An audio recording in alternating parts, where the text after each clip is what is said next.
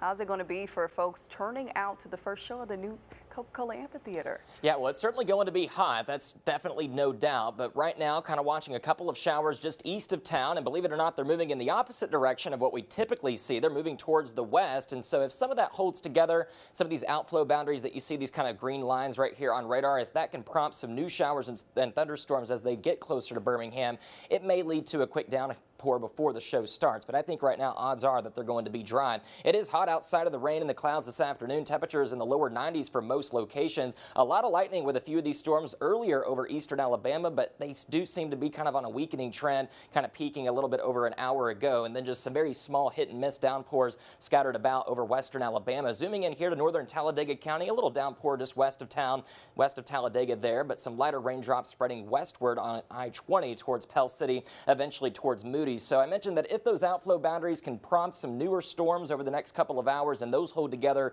through sunset, that would be kind of where that smaller chance of rain is coming from. Otherwise, I think we're going to be dry. Temperatures hot to start in the lower 80s, moving into the 70s by the end of the show if you're going out to see Matt Rife at the Coca-Cola Amphitheater at 7:30 this evening. But the big story is the heat. The heat index value is getting between 100 to 108 degrees in some places pretty much over the next week. We've got to limit our outdoor time. Make sure and hydrate well. Take care of yourselves.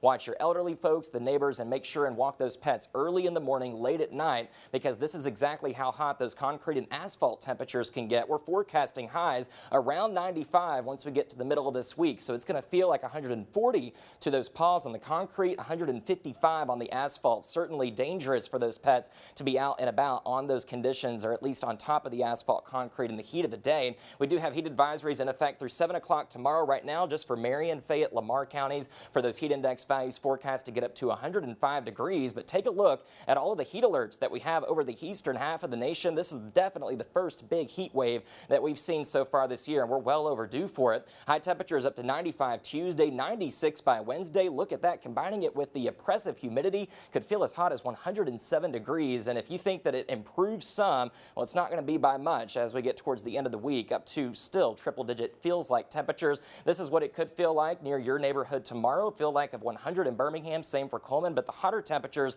and that's going to be the theme over the next few days, mainly over west central Alabama. Now, combining the duration and the intensity of the heat, the National Weather Service has a heat-related product. Notice we're kind of in that moderate to high category widespread as we go into Tuesday and Wednesday, so most sensitive groups to the heat and even some health impacts likely to those folks, even worse as we go into Wednesday. So that's going to be the two hotter days this week. High temperatures up to the mid-90s, more sun than clouds. When those temperatures are warmest, then we'll introduce some rain chances back into the forecast going into Thursday through Sunday.